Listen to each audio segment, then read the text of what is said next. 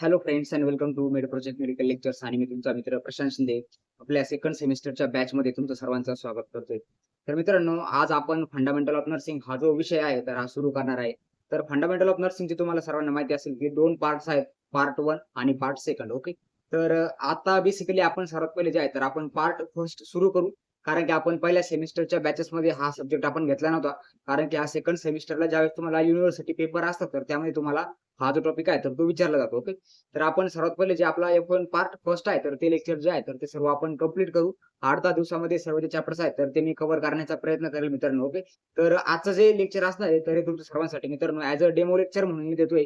Okay. तर हे तुम्हाला बॅचमध्ये पण बघायला भेटेल आणि ज्या विद्यार्थ्यांनी अजूनपर्यंत बॅच पर्चेस केलेली नाहीये तर पहिलं जे युनिट असणार आहे ओके, सर्व सब्जेक्टचं फर्स्ट युनिट तुम्हाला सर्वांना फ्री ऑफ कॉस्टमध्ये बघायला भेटणार आहे. ओके. आणि ज्या विद्यार्थ्यांनी एनरोलमेंट केलेली आहे तर त्यांना सर्व सिलेबस, त्यानंतर नोट्स, त्यानंतर मी जसं तुम्हाला बोललोय की आपल्याला नॉट सेट लेव्हलचे सर्व एमसीक्यू प्रॅक्टिस पण याच्यामधून करायची आहे. तर ते एमसीक्यू क्लासेस वगैरे सर्व जे आहेत तर ते आपल्या जे बॅचमधले स्टुडंट आहेत तर त्यांना बघायला भेटेल. तर ज्या विद्यार्थ्यांनी अजूनपर्यंत एनरोलमेंट केली नसेल किंवा त्यांना एनरोलमेंट करायचं असेल तर मला मित्रांनो तुम्ही कॉन्टॅक्ट करू शकता आणि लवकरात लवकर आपली जी बॅच आहे तर त्यामध्ये एनरोलमेंट करून घ्या. तुम्हाला सर्वांना माहिती आहे, की आपले जे पेपर आहेत, तर ते आता तुम्हाला टाईम टेबल सर्वांनी तुम्ही बघितलं असेल, तर जुलै महिन्यामध्ये तुमचे आय थिंक मिड जुलैमध्ये तुमचे पेपर्स आहेत. ओके. 14-15 तारखेपर्यंत तुमचे पेपर्स आहेत. ओके. तर पेपरसाठी चांगल्या पद्धतीने स्टडी तुम्हाला करायचा आहे. ओके. कॉलेजमध्ये तुमचा सिलेबस होईलच, बट तुमची प्रॅक्टिस जी आहे, तर ती प्रॉपरली आपल्या बॅचमधून करून घेतली जाईल. तुम्हाला एकदम ईझी लँग्वेजमध्ये मित्रांनो नोट्स भेटणार आहेत आणि सर्व प्रॉपर ॲन्सर्स. आता हे जे फंडामेंटल ऑफ नर्सिंग आहे, तर यासाठी मित्रांनो आपण आय क्लेमंट जे बुक आहे, तर त्यामधून सर्व जे कंटेंट आहे, तर ते घेतलेलं आहे. आय क्लेमंट बुकमधून आपण सर्व ह्याचे नोट्स आहेत तर ते बनवलेले आहेत. ओके. तर आय थिंक ही 33-34 पानाची पीडीएफ आहे. ओके. नाहीतर तुम्हाला जस्ट स्क्रोल करून दाखवतो की सर्व जे नोट्स आहेत तर ते कशा पद्धतीने बनवलेले आहेत आणि कशा पद्धतीने तुम्हाला याच्यातून नॉलेज जे आहे तर ते भेटणार आहे. ओके. तर आता आपला पहिला युनिट आहे बघा, इंट्रोडक्शन टू हेल्थ आणि इलनेस. ओके. तर हेल्थ हेल्थ म्हणजे काय? आपलं आरोग्य. ओके. आरोग्य आणि जे आजार आहेत तर यांचं जस्ट एक इंट्रोडक्शन आहे. ओके. Health and illness.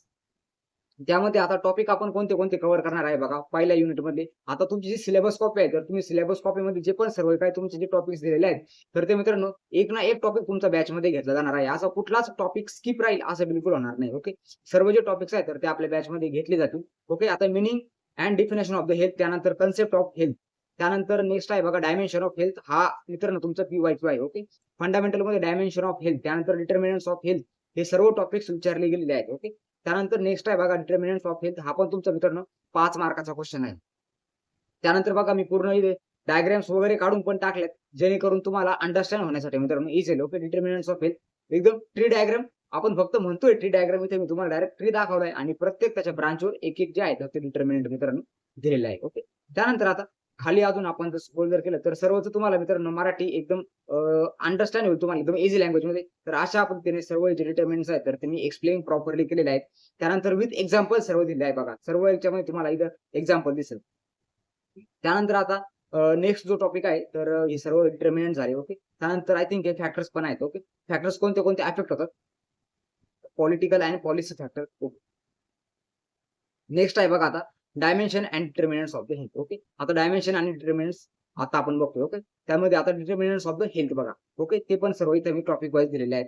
त्यानंतर मॅस्लो हायरार्की ऑफ नीड्स हा जो टॉपिक आहे तर मित्रांनो हा तुमचा first year to last year हा येणारा टॉपिक आहे. ओके. हा टॉपिक तुम्हाला फंडामेंटल ऑफ नर्सिंगमध्ये शिकायचा आहे. त्यानंतर हा जो टॉपिक आहे हा तुम्हाला मित्रांनो तुमच्या जे मेडिकल सर्जिकल नर्सिंगमध्ये पण हा टॉपिक तुमचा येत असतो.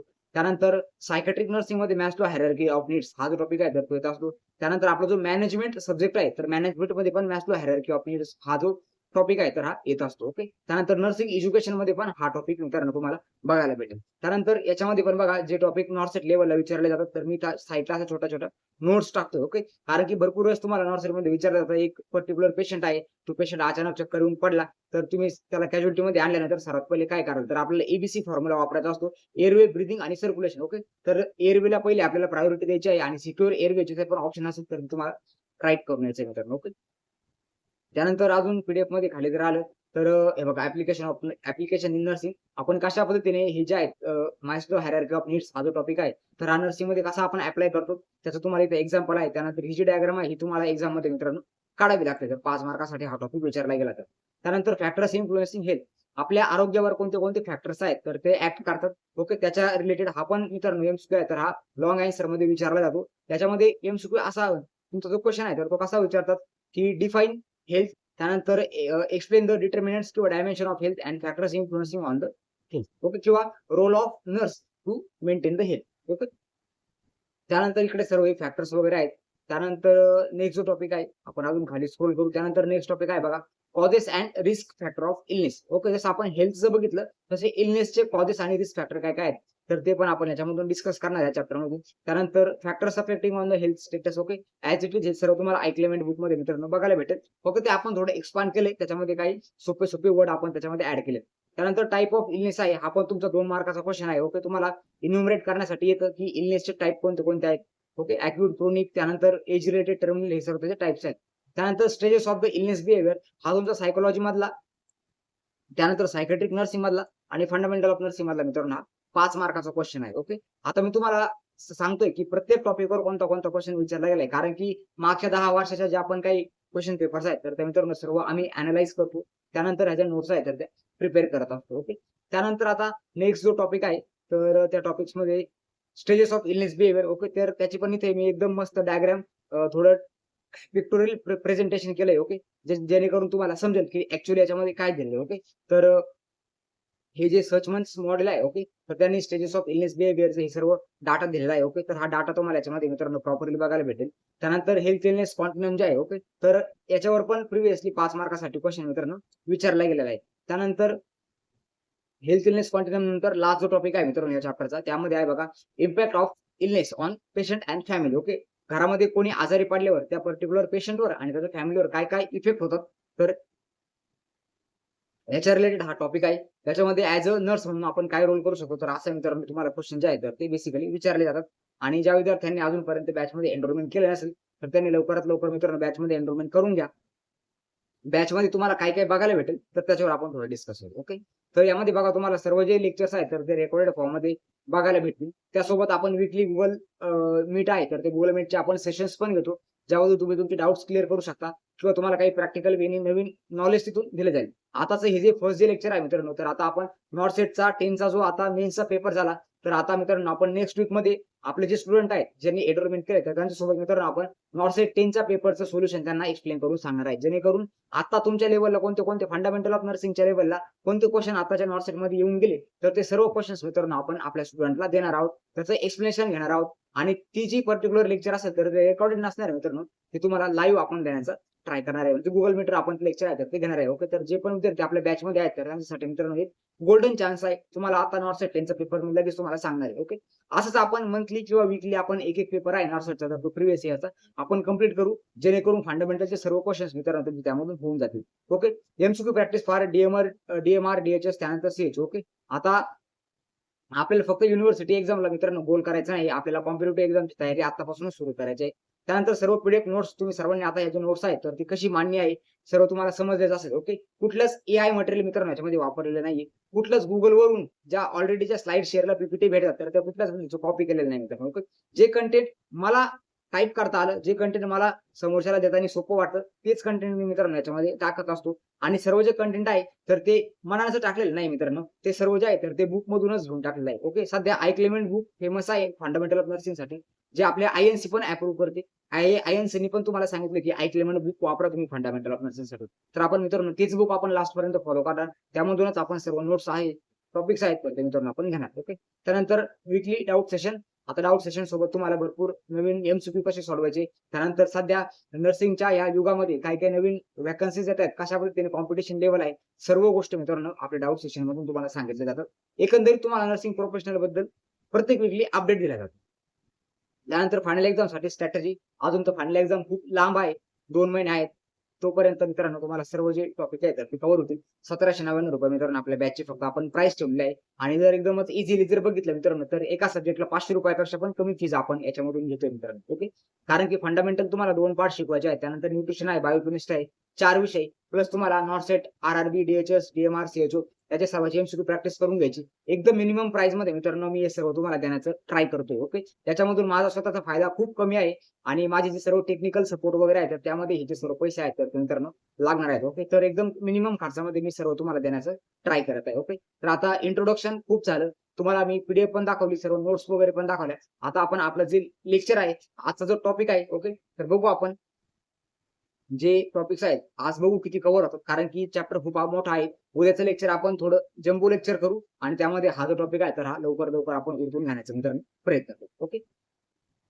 तर आता चॅप्टरचं नाव बघा, introduction to health and illness. Okay. आता हेल्थची डेफिनेशन बघू आपण सर्वात पहिले काय असते. ओके. आणि इलनेस मी तुम्हाला सांगतो. ओके. आता याच्यामध्ये मित्रांनो प्रिव्हियस इयरच्या जे क्वेश्चन पेपर्स आहेत, ओके, कॉम्पिटिटिव्ह एक्झामिनेशनच्या, तर त्यामध्ये ही जी WHO ने दिलेली ही जी हेल्थची डेफिनेशन आहे, PR यादव बुक जर कोणी जर बघितलं मित्रांनो, ओके, त्याच्यामध्ये 10,000 MCQ आहेत, फंडामेंटलचे 1,000 MCQ आहेत, स्टार्टिंगचे जे 120-130 पेजेस आहेत, तर त्यामध्ये तुम्हाला मित्रांनो फंडामेंटल ऑफ नर्सिंगचे MCQ बघायला भेटेल. ओके. तर आता हे जे WHO आहे, तर WHO म्हणजे काय, वर्ल्ड हेल्थ ऑर्गनायझेशन, तर यांनी हेल्थची डेफिनेशन दिली बघा. ओके. आणि हीच हेल्थची डेफिनेशन तुम्हाला युनिव्हर्सिटी एक्झामिनेशन मध्ये लिहायची आहे. ओके. बाकी तुम्हाला बुकमध्ये भरमसाठ वे डेफिनेशन दिसतील, बट मोस्ट ऑफ जे स्टुडंट आहेत, मोस्ट ऑफ जे टीचर्स आहेत, तर ते कोणती डेफिनेशन फॉलो करतात, WHO. ओके. तर आता health is a dynamic state. आता डायनॅमिक म्हणजे काय, चक्र. ओके. जिथे पण डायनॅमिक म्हणजे काय, चक्र ध्यानात ठेवायचं. चक्र म्हणजे काय, की सरळ चेंज होत राहणारे, सरळ फिरत राहणारे.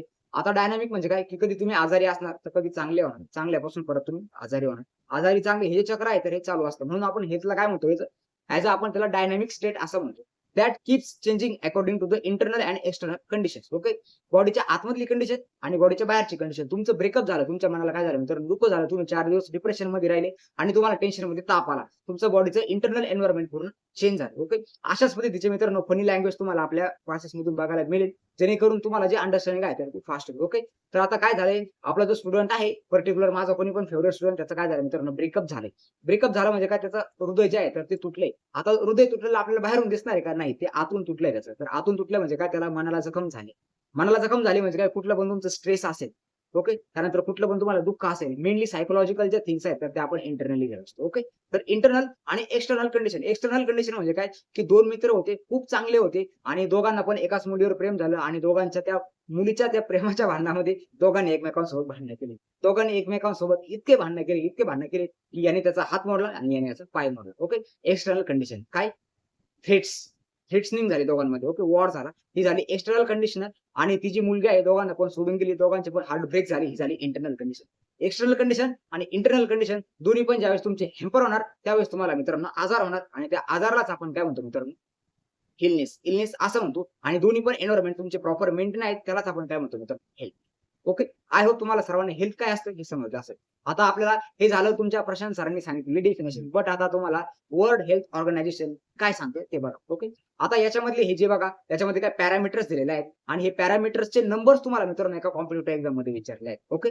तर आता आपल्याकडे पॅरामीटर्स कोणते कोणते बघा, फिजिकल, त्यानंतर नेक्स्ट आहे मेंटल, त्यानंतर आहे सोशल.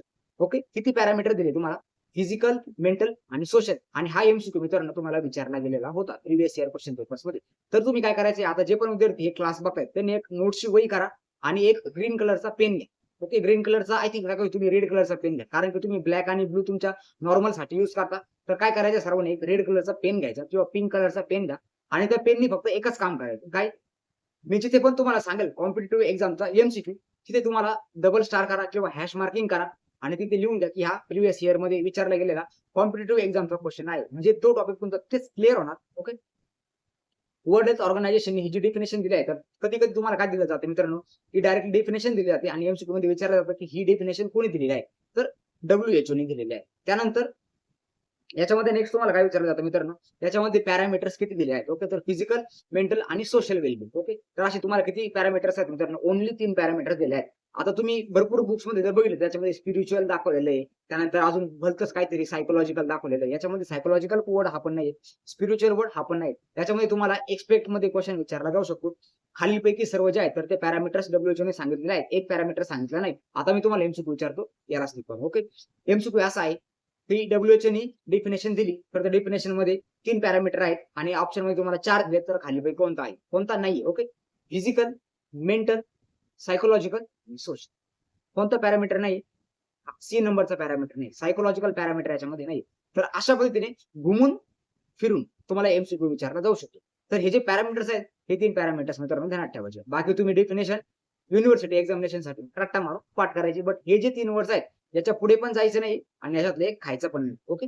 आता कन्सेप्ट ऑफ हेल्थ काय असतं ते बघू. ओके. आता बायोमेडिकल कन्सेप्ट आपल्यासारखे जे लोक आहेत, जे आता मेडिकल क्षेत्रामध्ये आहेत, तर यांच्या दृष्टिकोनातून जर बघितलं, ओके. आता कन्सेप्ट ऑफ हेल्थ म्हणजे काय, की प्रत्येकाच्या दृष्टिकोनातून बघायचं आपल्याला, की आरोग्य म्हणजे काय असतं, हेल्थ म्हणजे काय असतं. ओके. तर बायोमेडिकल कन्सेप्ट बघा काय सांगतो. बायोमेडिकल कन्सेप्ट म्हणजे काय, की आपण मेडिकलचे जे स्टडी करतोय, आपण जे महाहुशार आहेत, तर आपल्याला हेल्थ काय वाटते. ओके. आपण हेल्थ म्हणजे काय म्हणतो, ॲब्सेन्स ऑफ डिसीज, ज्याच्यामध्ये कोणताच आजार नाही, प्रॉपर हेल्दी माणूस. आता याच्यामध्ये आपण काय करतो, की पर्टिक्युलर पर्सनच्या बॉडीवर आपण फोकस करतो. ओके. त्याचं फिजिकल ॲस्पेक्ट आपण बघतो. त्यानंतर आता लिमिटेशन काय बघा याच्यामध्ये, की इग्नोर मेंटल आणि social factors. Okay. For example एखादा पेशंट आहे. तो पेशंटला आतून दुखी आहे, बट तुम्हाला सांगत नाही. ओके. तो तुमच्या ओपीडीमध्ये आला.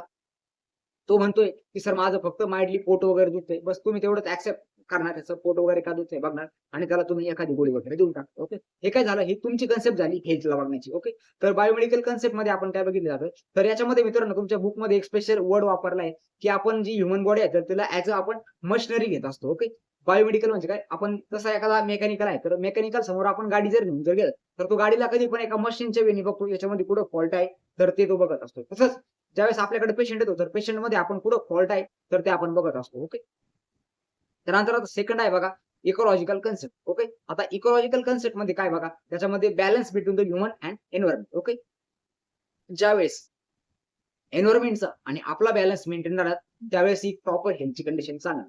आता कोव्हिडमध्ये काय झालं बघा, आपलं जे ह्युमन जे आहे, तर ते प्रॉपरच होते. बट एन्व्हायर्नमेंट पुढे ना पुढे काय झालं, कमी झालं. त्यामुळे पेशंट काय झाले, जास्त आजारी पडले. त्यानंतर disaster occurs when this balance is disturb. Okay. ज्यावेळेस एन्व्हायर्नमेंटचा आणि आपला बॅलन्स डिस्टर्ब होणार, तर त्यावेळेस काय होणार, डिसीजची ग्रोथ होणार. त्यानंतर आता याचं एक्झाम्पल आहे बघा, जसं-जसं पोल्युशन वाढणार, तसं-तसं आजार काय होणार, चालणार, वाढत चालणार. ही झालं काय, ही झाली हेल्थची इकॉलॉजिकल कन्सेप्ट. ओके. आता घाबरून जाण्याचं कारण काही नाहीये. कन्सेप्ट ऑफ हेल्थवर अजूनपर्यंत एमसीक्यू विचारला गेलेला आहे किंवा तुम्हाला याच्यावर कुठल्याच परीक्षेचा युनिव्हर्सिटी एक्झामिनेशनमध्ये पण कन्सेप्ट ऑफ हेल्थवरती काय हेल्थ क्वेश्चन आहे, तर तो येत नाही. क्वेश्चन कशावर येतो, तर आपली जी डेफिनेशन वगैरे आहे, तर ती तुम्हाला लिहायची असते प्रत्येक क्वेश्चनमध्ये हेल्थचा कोणता पण असतो. त्यानंतर सायकॉलॉजिकल ॲस्पेक्ट. आता सायकॉलॉजिकल ॲस्पेक्ट कन्सेप्टमध्ये काय बघा, health is influence by psychological concept काय सांगते, की आपली जी हेल्थ जी आहे, तर ती हेल्थ आपल्या सायकॉलॉजिकल बेसिसवर डिपेंडंट असते. मग आता सोशल कंडिशन, एखादा फॉर एक्झाम्पल रस्त्याने चालला होता, ₹10,000 घेऊन चालला होता, उजव्या खिशात होते आणि कोणतरी डाव्या खिशामध्ये हात घातला आणि उजव्या खिशातले पैसे काढून नेले. ओके. त्याला पुढे गेल्यावर त्यांनी बघितलं, दोन्ही खिशामध्ये हात घातले, मागच्या खिशामध्ये हात घातला. मग त्याला कळलं, की माझे ₹10,000 काय झालेत, लंपास झालेत. त्याच्यावर काय झालं, एक सायकॉलॉजिकल कंडिशन आली, एक सोशल कंडिशन आली. काय, की त्याची जी वस्तू आहे, तर ती स्टोल झाली, चोरीला गेली. चोरीला गेल्यामुळे काय झालं, त्याला टेन्शन येणार, डिप्रेशन येणार, मे बी तो चक्कर येऊन तिथे पडू शकतो. चक्कर येऊन पडला म्हणजे काय, आजारी झाला. ओके. तर हेल्थ जी आहे, तर ती या सोशल कंडिशन मधून पण मित्रांनो इन्फ्लुअन्स होत असते. 2 घरामध्ये भांडणं झालं आणि ते घरामध्ये जे भांडणं आहे, तर ते आई-बापामध्ये भांडणं चालू होते आणि ते बघून त्यांची जी लहान मुलगी होती, तर तिने टेन्शन घेतलं आणि ती चक्कर येऊन पडली. चक्कर येऊन ती इतक्या जोरात पडली, की ती डायरेक्ट कोमामध्येच गेली. तिची काय झाली, हेल्थ इन्फ्लुअन्स झाली. Sociological condition.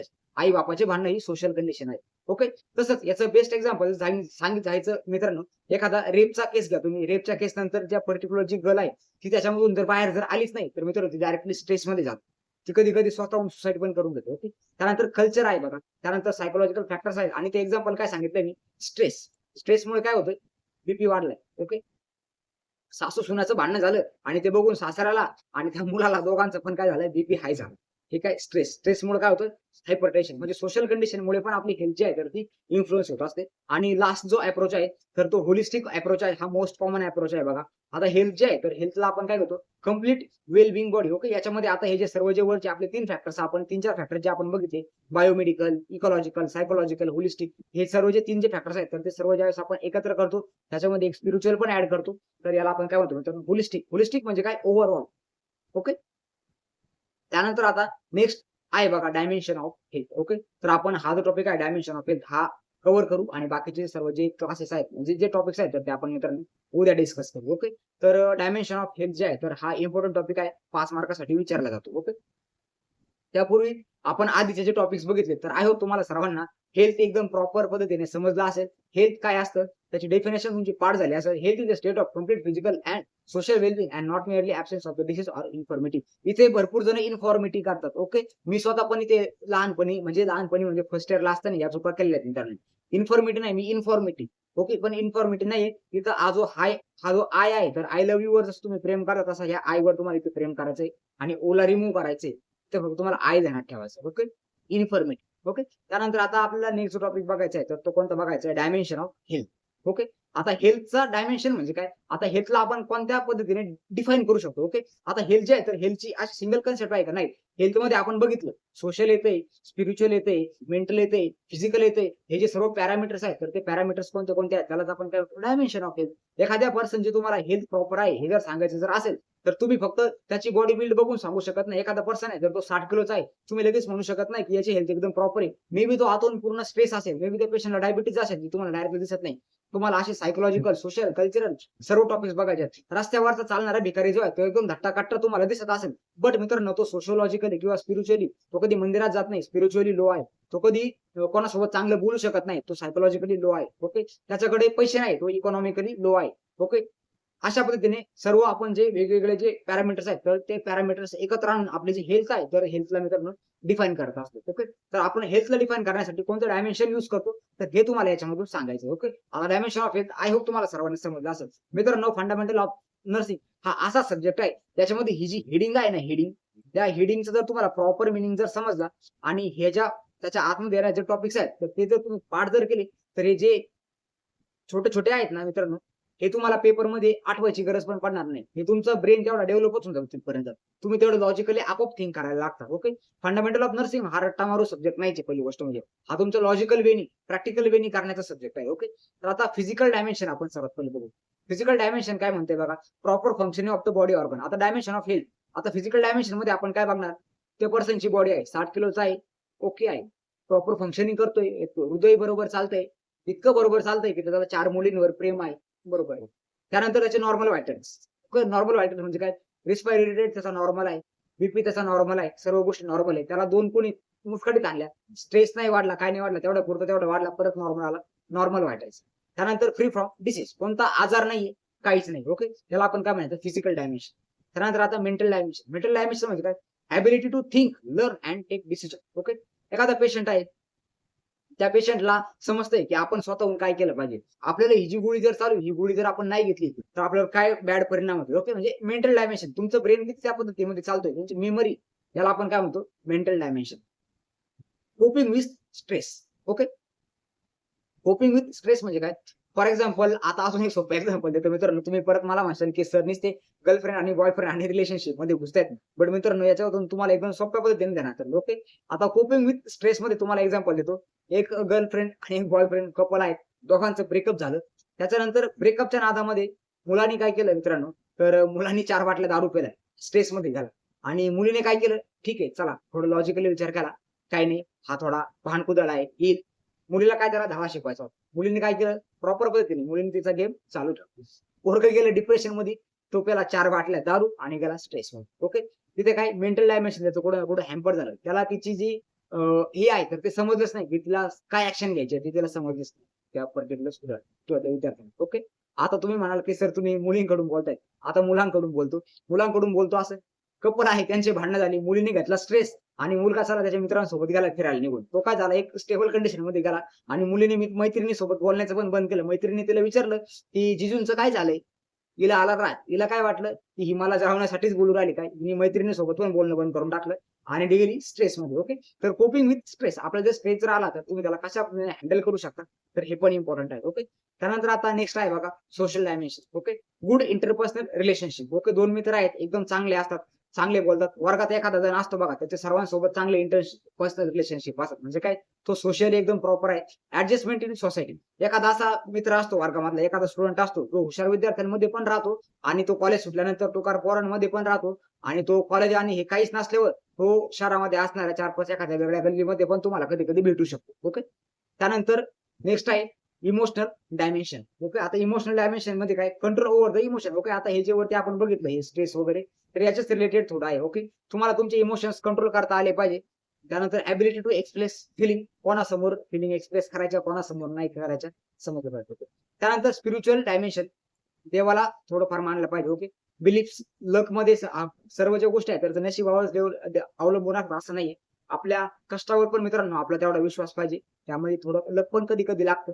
आणि स्पिरिच्युअल डायमेन्शन म्हणजे काय, की देवामध्ये पण भक्ती तुमची असली पाहिजे. आता याच्यामध्ये मी काय सगळं देवाचंच नाही सांगणार आहे. बिलीफ्स, तुम्ही काय विचार करता, तुमचे काय विचार आहेत, त्याला आपण काय म्हणतो बिलीफ्स. त्यानंतर व्हॅल्यूज आपल्या प्रॉपर पाहिले. प्रॉपर असलं पाहिजे किंवा नाही तर बिलीफ म्हणजे काय एखाद्याला वाटतं की देव नाहीये, काय नाहीये, खोटं बोललं पाहिजे. हे सर्व काय मित्रांनो निगेटिव्ह कडे घेऊन जाणार आहे. स्वतःच्या काहीतरी व्हॅल्यूज पाहिजे. कुठं खरं बोललं पाहिजे, कुठं खोटं बोललं पाहिजे, खऱ्याची साथ दिली पाहिजे, की खोट्याला सोबत ठेवलं पाहिजे. ह्या तुमच्या व्हॅल्यूज आहेत. त्यानंतर पर्पज ऑफ लाईफ. मी जर लाईफमध्ये जर आलोय, मला 10 लाखाची नोकरी मिळवायची आहे, की मला 8,000 वर एका प्रायव्हेट हॉस्पिटलमध्ये काम करायचंय. तुमचे पर्पज ऑफ लाईफ हे पण इम्पॉर्टंट आहे. त्यानंतर एन्व्हायर्नमेंटल डायमेन्शन. आता एन्व्हायर्नमेंटल डायमेन्शन मध्ये काय सराउंडिंग्स. ओके. तुम्ही जर तुमच्या हॉस्टेलच्या रूममध्ये जर प्रॉपरली क्लीनलीनेस जर मेंटेन जर ठेवली, तिथलं एन्व्हायर्नमेंट चांगलं राहील. तिथलं एन्व्हायर्नमेंट चांगलं राहिलं तर तुमच्या बॉडीवर अफेक्ट करेल. तुमच्या बॉडीचं माइंड चांगलं ग्लो राहील आणि तुम्ही अभ्यास करायला समजेल. बट तुम्ही एखाद्या कोपऱ्यामध्ये काय टाकलंय, चॉकलेटचे रॅपर टाकले. एकाच्या कोपऱ्यात तुमचे 8 दिवसापूर्वी मळलेला टॉवेल फेकलेला आहे. एका साईडला तुमचा युनिफॉर्म असाच खाली लोळत पडलेला आहे. एका साईडला चिप्सचे पाकिट आहेत. एका ठिकाणी मैत्रिणींनी घरून आणलेली भेळ आहे. ती नेहमी बेडवर सांडली. नेहमी खालीच अशी मुंग्या खात आहेत. ओके. एवढी जर क्लीनलीनेस जर असेल तर तुमच्या रूममध्ये मित्रांनो काय वाटेल डायरेक्टली डिप्रेशन वाटेल. ओके. त्यानंतर सेफ वॉटर हे जर सर्वजण घेतात, चांगली दिसलं पाणी घ्या. त्यानंतर सॅनिटेशन. ओके. तर तुमची रूम काय करायची? स्वच्छ ठेवायची. तुमची रूम जर स्वच्छ जर राहिली, तुमचं एन्व्हायरमेंट जर क्लीन जर राहिलं, तर तुमची माइंड काय असणार आहे? ग्लो राहणार तुमचं माइंड. ओके. त्यानंतर नेक्स्ट आहे बघा आता vocational dimension, job satisfaction. Okay. हे खरंच खूप इम्पॉर्टंट आहे मित्रांनो. म्हणून मी नर्सिंगचा जॉब करता काय केलंय? सोडून दिलंय. कारण की माझं गोल वेगळं होतं. ते तिथून मला अचीव्ह करता येत नव्हतं. जॉब सॅटिस्फॅक्शन भेटणं खूप इम्पॉर्टंट आहे मित्रांनो. 12-12 तास ड्युटी करायची आणि घरी आल्यावर बायकोचे बोलणे खायचे. हॉस्पिटलला गेल्यावर पेशंटचे बोलणे खायचे.